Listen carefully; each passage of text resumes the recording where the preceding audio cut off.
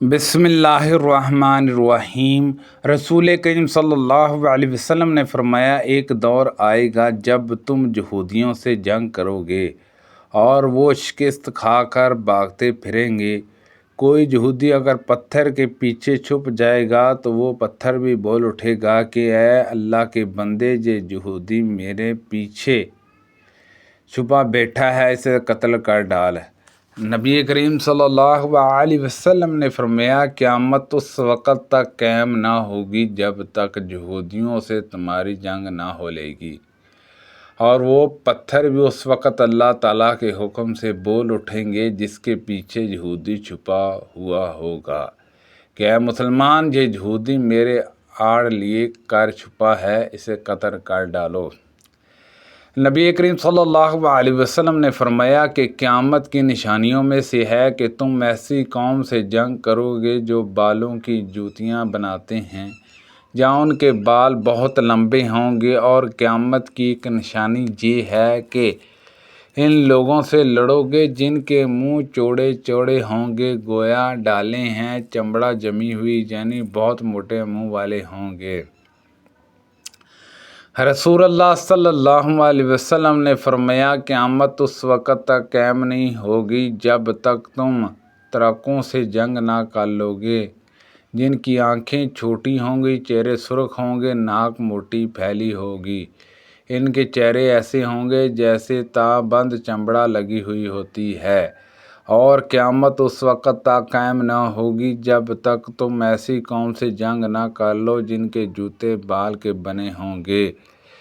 नबी करीम सल्लल्लाहु अलैहि वसल्लम ने फरमाया, क़यामत उस वक़्त तक कायम ना होगी जब तक तुम एक ऐसी कौम से लड़ाई ना कर लो जिनके जूते बालों के होंगे। और क़यामत उस वक़्त तक कायम ना होगी जब तक तुम ऐसी कौम से जंग ना कर लो जिनके चेहरे ताशुदा डालों जैसे होंगे।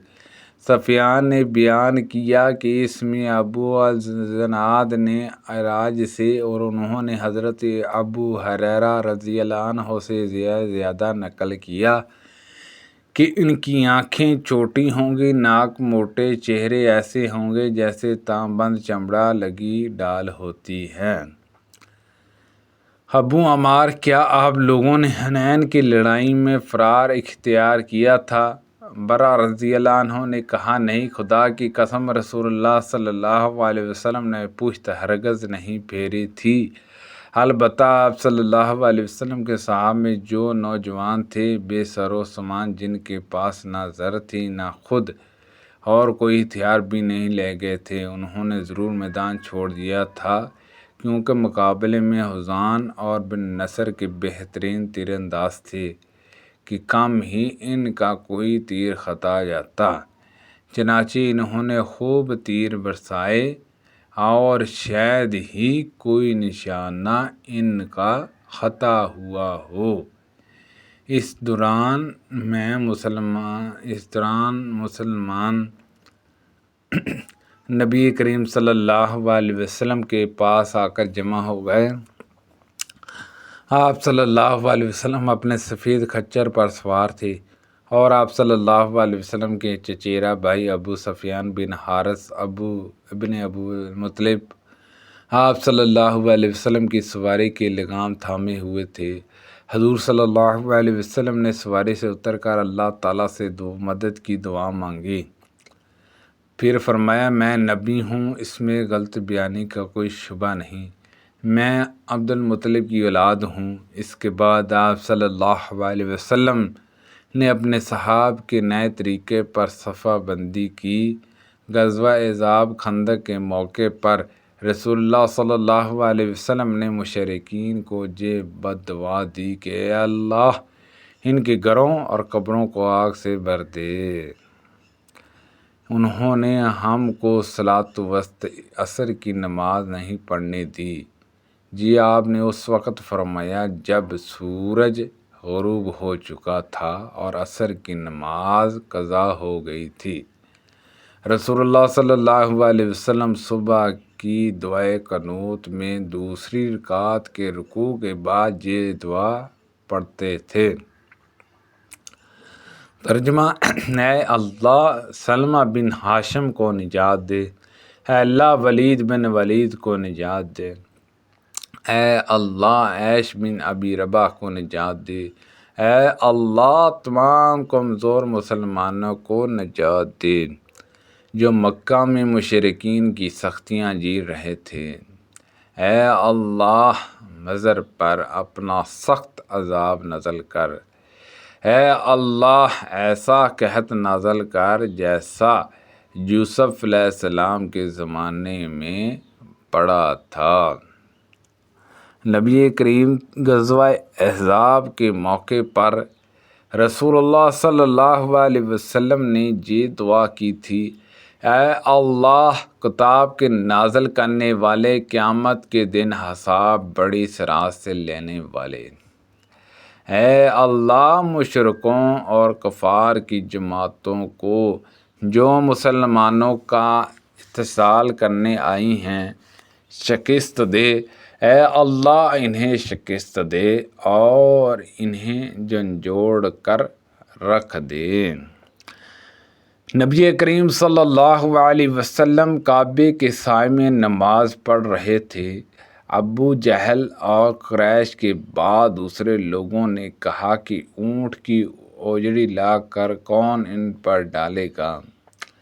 مکہ کے کنارے ایک اونٹ ذبح ہوا تھا اور اسی کی اوجڑی لانے کے واسطے ان سبوں نے اپنے آدمی بھیجے اور وہ اس اونٹ کی اوجڑی اٹھا کر لائے اور اسے نبی کریم صلی اللہ علیہ وسلم کے اوپر نماز پڑھتے ہوئے ڈال دی۔ اس کے بعد حضرت فاطمہ رضی اللہ عنہا آئی اور انہوں نے آپ صلی اللہ علیہ وسلم کے اوپر سے اس گندگی کو ہٹا دیا۔ حضرت صلی اللہ علیہ وسلم اس وقت یہ بددعا کی: اللہ قریش کو پکڑ، اے اللہ قریش کو پکڑ، اے اللہ قریش کو پکڑ۔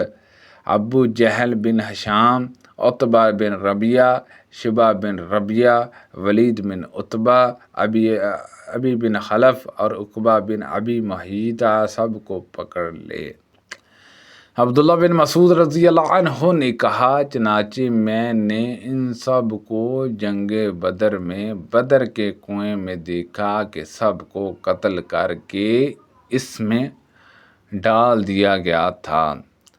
ابو اسحاق نے کہا کہ میں ساتویں شخص کا جس کے حق میں آپ صلی اللہ علیہ وسلم نے بددعا کی تھی نام بھول گیا، اور یوسف بن ابی اسحاق نے کہا کہ ان سے ابو اسحاق نے سفیان کی روایت میں امیہ بن خلف کی بجائے امیہ بن خلف بیان کیا، اور شعبہ نے کہا امیہ جہاں ابھی شک کے ساتھ ہیں لیکن صحیح امیہ ہے۔